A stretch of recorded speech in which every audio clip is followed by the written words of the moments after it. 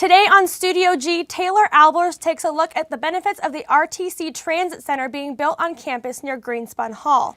And later, Austin Ennie will sit down with CSUN Senator Gil Rivera. We have your news from around the globe and from here on campus. All this and more coming up on Studio G.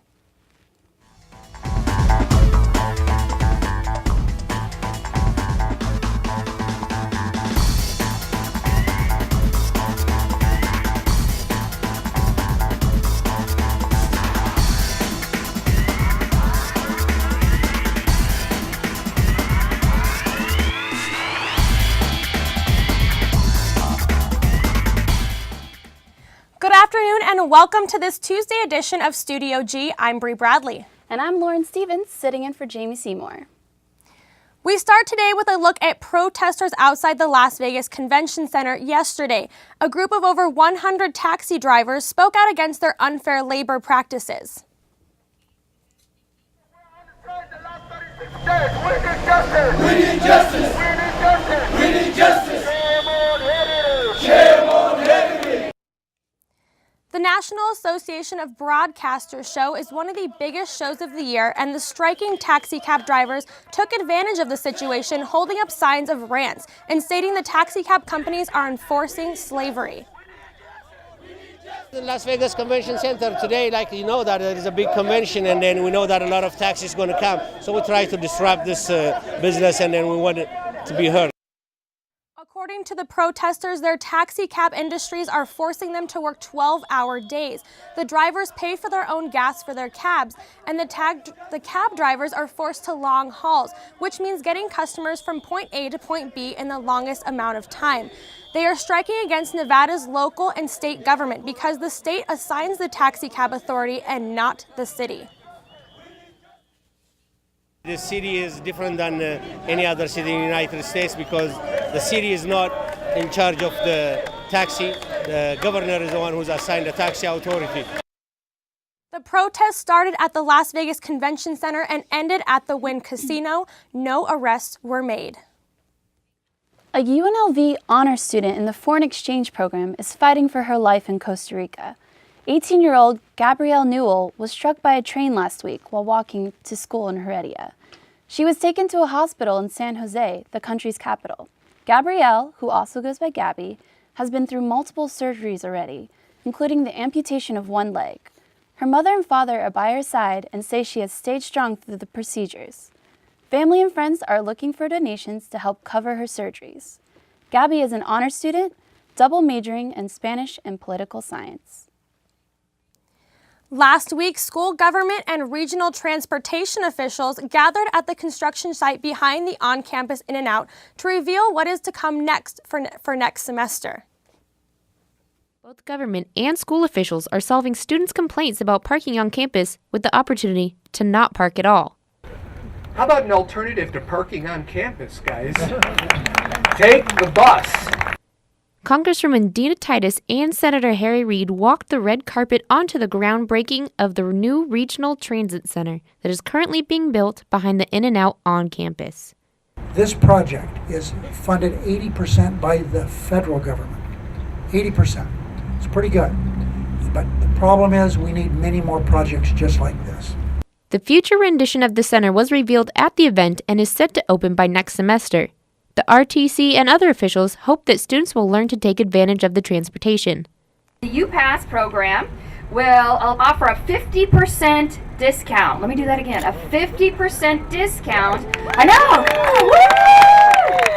On RTC monthly and semester transit passes.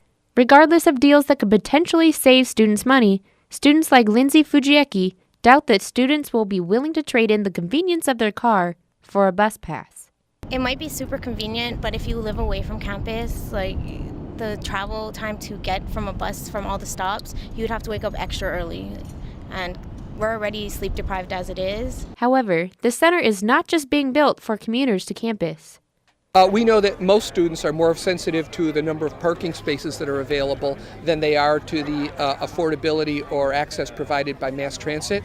But again, in the spirit of being great community partners, we feel it's vital to connect UNLV to places like the Convention Center, the Strip, the Smith Center, and the downtown area.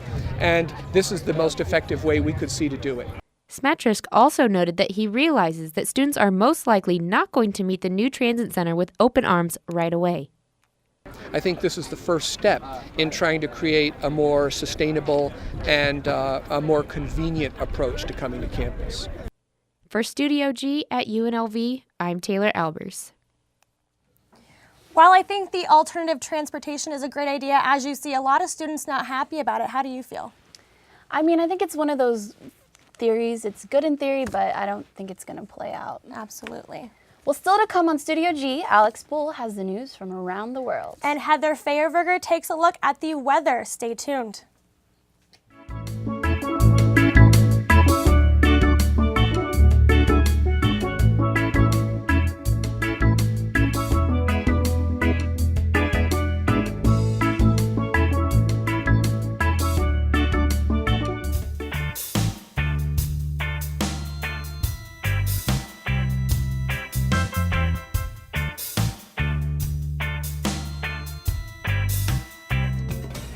Hello, I'm Police Officer Paul Velez with the UNLV Police Department.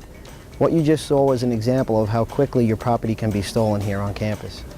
On campus, our #1 reported crime is unattended property theft. Here's some helpful tips. Always keep your property secure and on your person, and if you need to leave your property behind, ask somebody to help you and to watch your stuff while you're gone. And also, be aware of your surroundings and who's around you. And please help us keep the campus as safe as possible. Thank you.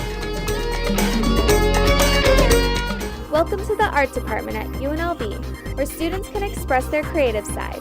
You can also check out the current exhibits at the Grant Hall Gallery, Jesse Metcalf Gallery, and Donna Beam Gallery of Fine Art, featuring recent artwork displays by students, staff, and local artists. Whether your forte is taking photos, painting a picture, or carving a sculpture, make sure to check out the UNLV Art Department located in the Alta Ham Fine Arts Building.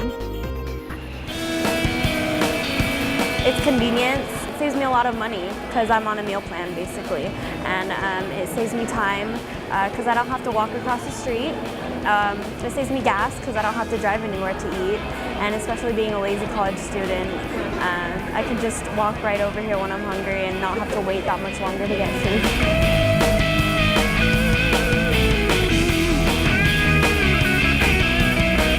Now it's time to see what's going on across the nation. On Saturday, a U.S. diplomacy officer was killed in Afghanistan.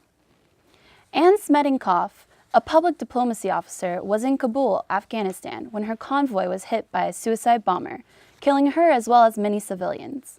Smetinkoff was based in Kabul for educational efforts because she felt that she was a place where she could help and bring some good to.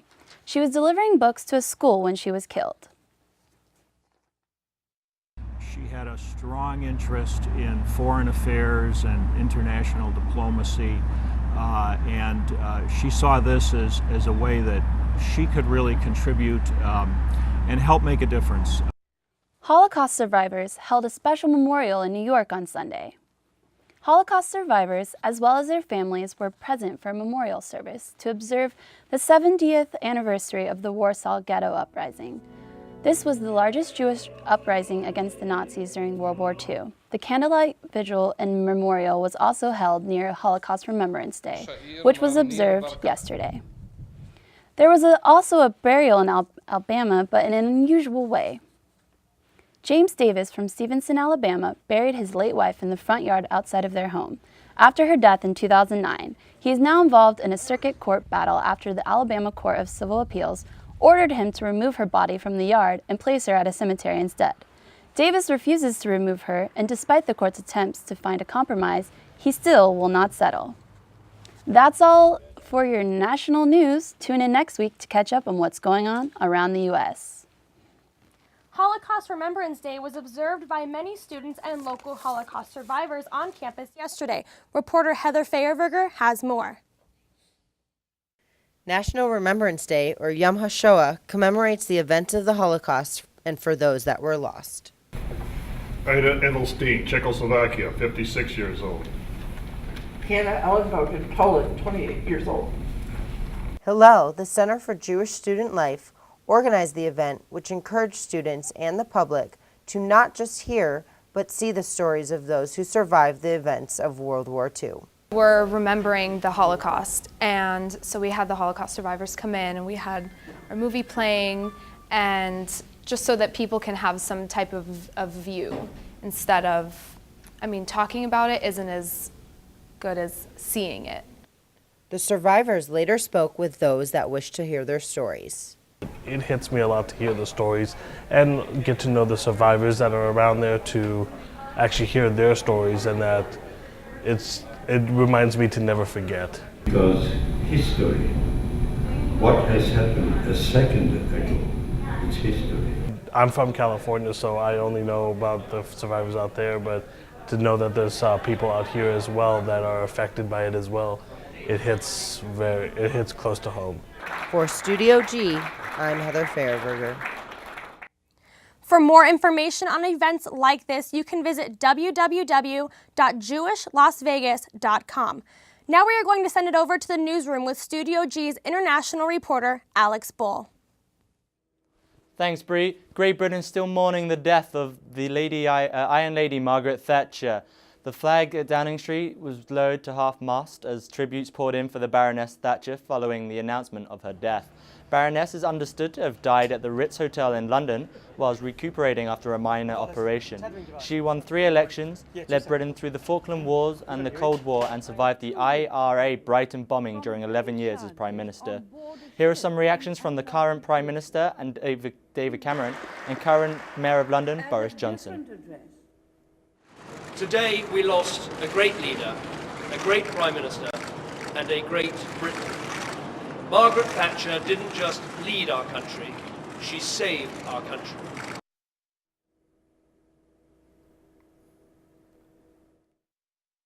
Thatcher was a revolutionary and she was a liberator. She freed millions of people to buy their own homes, to buy shares in British companies.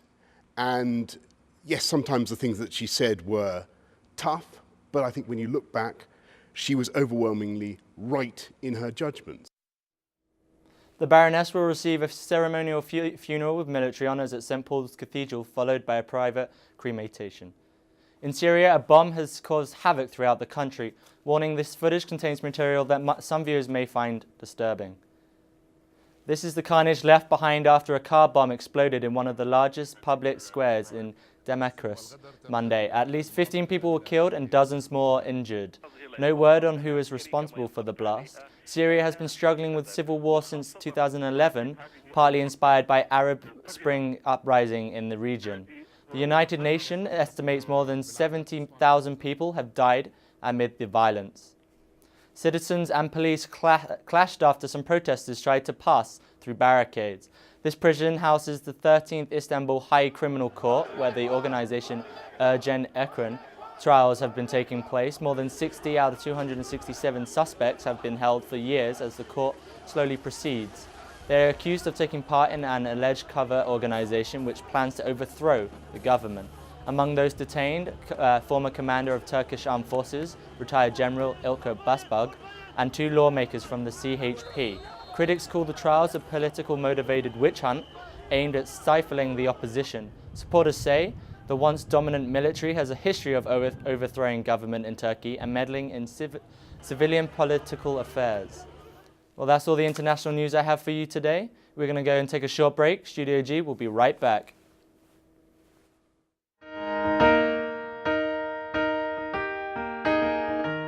Where is the moment we need it the most? You kick up the leaves and the magic is lost. Tell me your blue skies fade to gray. Tell me your passion's gone away, and I don't need no carrying on. You stand in the line just to hit a faking a smile with the coffee to go. And tell me your life's been way offline. You fall into pieces every time, and I don't need no care, no, 'cause you had a bad day. The School of Engineering, located on the northwest side of campus, offers a wide variety of classes and activities. The Great Hall inside the Thomas T. Bean Engineering Complex features an array of the school's accomplishments and work, such as their annual cement canoe competition and bridge design competition that select students participate in. Named after Howard Hughes, this school takes learning to new heights. Welcome back to Studio G. Right now we're joined with Austin Ennie. Austin, quite a game last night. Guys, you aren't kidding. It was a great championship game, Louisville, Michigan, all the way down to the wire, something that we've been hoping for out of a championship game, and we finally got it last night. Well, an entire year of hard work culminated in a national championship victory for Louisville last night. Rick Pitino and company trailed the Michigan Wolverines by 12 points midway through the first half, but calmed their nerves and took control of the second half to outscore the Wolverines 45-38. The Cardinals hit their free throws down the stretch and celebrated an 82-76 victory. Out in the streets of Atlanta, the Louisville faithful were able to celebrate and express their joy for their first NCAA basketball championship since 1986. While back here at UNLV, forward Mike Mosier is leaning towards transferring and spending his final senior season at Washington, where he would indeed be eligible for next season. Mosier averaged 7.1 points per game and 6.1 rebounds per game this past season. Mosier can also still elect to put his name in the NBA draft if he so chooses, but it's not likely. It seems like this week in April has been tailor-made for athletics. Pardon the pun. Another huge sporting event that takes place this week is the Masters Golf Tournament. The festivities get underway tomorrow afternoon with the Par 3 Challenge. Players compete in a fun and friendly challenge before the first round tees off Thursday morning. For those of us that live in the gambling capital of the United States, Tiger Woods is the favorite to win the tournament at 5-2. Well, that will do it for my segment of sports today, but before we turn it over to the weather, I just want to let you guys know that indeed, Tiger Woods is the favorite, but creeping up the leaderboards, we also have a very hard favorite in Rory McIlroy. He's been the #1 golfer in the world, but now he's also going with Tiger Woods as the best. Now let's send over to Heather with the weather. Heather, Colorado looks a little chilly today, huh? Yeah, Austin, we'll get to that in a second. Right now, we're sitting at 64 degrees. Winds are coming out of the northwest at 20 miles an hour, so please hang on to your coats. Right now, we're sitting at 64, like I said, and that's nowhere near the record of 95 degrees. Looking at our current weather in southern Nevada, Lake Tahoe's sitting at 41, kind of with the rest of the mid-Nevada. Everyone's sitting in the 30s and 40s. Down here, we're looking at 62 in Nellis Air Force Base. Looking at the nation, we have, yes, 15 degrees in Denver. I'm sure, Austin, you'd love to be there right now. But over in the Midwest, we're looking at 48 degrees in Chicago and even 82 in Columbus, Ohio. And looking at our satellite radar, lots of snow and rain kind of in the west, but that should be fading off soon. And we're looking at lots of showers in the Midwest. Now our extended 7-day forecast. We're starting off with 73 tomorrow. Hopefully the wind should die down by then and getting into our 80s for the rest of the week. As we mentioned earlier, and then when we come back from the break, Austin will sit down with Gil Rivera. Away from me, everywhere I see her chasing me, creeper, sneaking up next to me. The only thing she wants is the rest of me, hiding in the shadows, looking through my car. She's hanging with my friends just to be involved. She's a creeper, keep her away from me. You! Hello, I'm being stalked.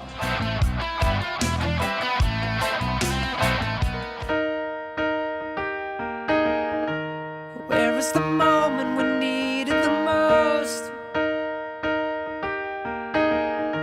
You kick up the leaves and the magic is lost.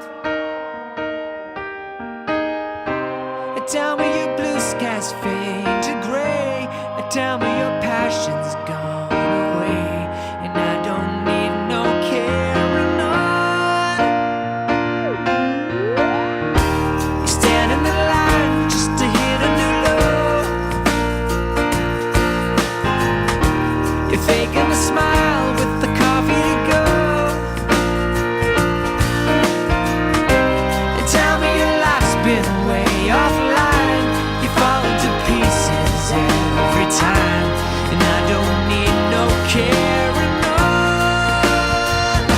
'cause you had a bad day. Welcome back from the break, guys. Well, and you haven't seen me in a while, but you've seen Gil Rivera, I'm sure, around campus, CSUN Center here on UNLV. Now, Gil just participated in the election. What was that experience like for you? The experience was actually really fun. Being outside was really tiring, especially when it's hot outside and you got to deal with weather. But overall, it was fun. Got to meet a lot of students. I love that. And just the fact that students supported me, I think that's the greatest thing that I can ask for. You guys came up just a little bit short in the election. Yes. What are your plans now after? My plans after, finish the semester off, and before I started the selection, I told myself that I would focus 100% on CSUN or 100% on a fraternity for next semester. Unfortunately, I'm not going to be Senate President, so my focus is going to be the fraternity. So at the end of the semester, I will be resigning. Now, what are you going to do specifically for the fraternity? What fraternity is it? It's a new fraternity. It's not even on campus yet. Gotcha. It's called Pi Kappa Phi. Okay. It's going to colonize, so I want to focus a lot on that. Okay, and what are you going to do now with CSUN? I mean, is there any more involvement that you're going to happen with CSUN, or are you completely out of the deal now with CSUN? No, I will continue finishing off the semester. Okay. And just last minute things that I got to do for the college. Right. One thing that I'm focusing on is this mock trial team that's going to happen for this college. It hasn't happened in years, so hopefully I can leave out with a bang, and that would be the mock trial team. Let's talk about the mock trial. What goes into it? What are you guys doing with it? The mock trial team is going to be headed by Matthew Sabata, which is a new professor for the Criminal Justice Department. Okay. And he is doing this mock trial team. He's trying to get funding just to get the ball rolling. Once we got enough funding from CSUN, he's told me that he won't ask CSUN anymore because he's going to look for outside entities. So hopefully in the future that'll become something that's, I guess, standing out here on campus. Yeah, just like the debate team. Right. That's exactly what he wants to do. Okay. You came up short in the election. We talked about that. We talked about CSUN. What specifically would you like to see changed in CSUN? Now that it's over with and everything's done with, even though you guys didn't take home the win. Yeah. What would you like to see changed? I think the most important thing is separation of powers. I feel that that's a huge thing, and something that I disagree in is that the NSA director should not be combined with the elections director, because the NSA director reports to the president. Right. But because that's combined, the NSA, who is the elections, is going to report to the president, and in this case, the president was running a re-election. And I think that's where you got to draw the line, just separate those two directorships and make them to part-times. Let's talk about also some events that go around on campus. Party in the PETA. Yeah. Sorry. What events like that do you guys enjoy putting on the most, especially through CSUN? Since you're a senator, what do you guys enjoy doing? Parties in the PETA is usually a big success. And it's a smaller scale event. You get students coming out, get them informed, and in the future, we got this huge concert, April 25th. Huge concert. And that's what we're trying to focus on right now is, we got a little bit of time, but if we focus on that, it's going to be a huge success. Do you guys have a staple? Can you tell us anything about the concert, who you guys have coming, what we can expect? Yes. We're bringing Roadpalooza after 6 years, which is great. I've heard so many great things about it. And we have a couple of big bands like Hoobastank. It's a little bit older, but at the same time, it's going to be a headliner. And we have EDM, and that's usually the main thing that's right now trending.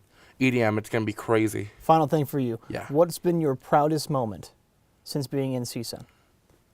Is there one defining moment that you have that you've been absolutely proud of? Defining moment?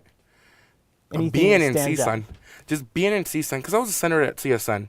And before I left there, I would look at the CSUN website. I want to be part of this. I remember a couple of events with a couple of inspirational people that they brought through, a couple of lecture series. I was like, I want to do that. And my second week at UNLV, I got appointed. I think that's the most amazing thing ever. Well, Gil, congratulations. Thank you so much for joining us today. Thank you, sir. Even though it came a little bit short, we know you're great for UNLV, and you're the man. Thank you, Gil. Thank you. We're going to have to end it there. My thanks to Gil Rivera for joining me today. Now we're going to take a short break, but Studio G will be right back.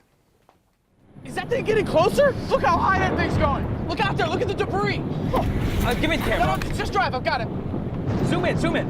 I can't believe this is happening. Oh, what size is that thing? It's everywhere. Are you getting this? Yeah, I've got it. What was that? It's the National Guard. How'd they get here so fast? I don't know. Pull over. Pull over. Do you have what it takes to head into the heart of the storm? Check out NationalGuard.com.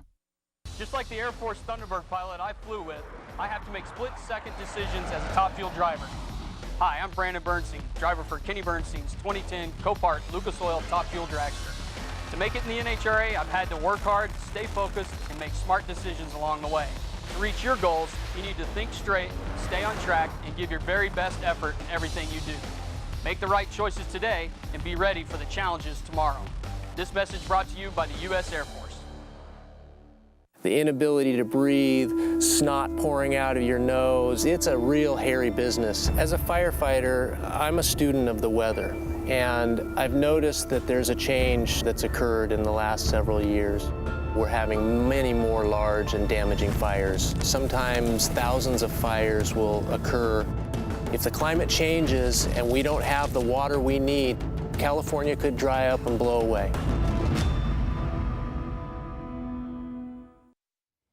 Downtown Las Vegas continues to expand. Reporter Brenda Gomez has more on a new building that will change the lives of many people. The Center for the Gay, Lesbian, Bisexual, and Transgender Community opened its new facility downtown this past weekend. The ribbon-cutting ceremony included supporters, politicians, and those of the LGBT community. They expressed the importance of the new Robert L. Furbis building in the Valley. For all of you of the gay and lesbian community, to have a permanent home is so important. Local businesses, casinos, and other people contributed to the making of the multi-million building that will provide for the LGBT community in many ways. The center will offer free HIV and STD testing, social and support groups, and youth programs. Those who are LGBT discuss how the center will allow for the community to come together. I think it's really important, especially that we're two moms and we have twins, and I think it's just, it allows us to have a better sense of community, meet other people, other parents like us. According to a member, the center is a place where people who are LGBT can be comfortable in their own skin. It's a sacred place for, young adults that really don't know the direction that they want to go to. So having a new great building like this is going to be great for them to, go out and really learn and be who they are in our own communities. Contributors also have high hopes for the new facility. Assemblyman James Healy explained why he helped fund the center. I chose to do the HIV and STD testing room, and it was really important to me to really think about where I wanted my name, because it really means a lot that we provide a service to the community that's so greatly needed, and in an environment where you can feel safe to come in to be tested, where you know it's going to be confidential, where it's clean, it's sterile, and it's something that really we can be proud of as a community to provide that service. The center is open to anyone, regardless if they're part of the LGBT community or not. For Studio G, I'm Brenda Gomez. For more information on the center, visit their website, thecenterlv.com. Well, that's all for today. I'm Lauren Stevens. And I'm Bree Bradley. Have a great day, UNLV.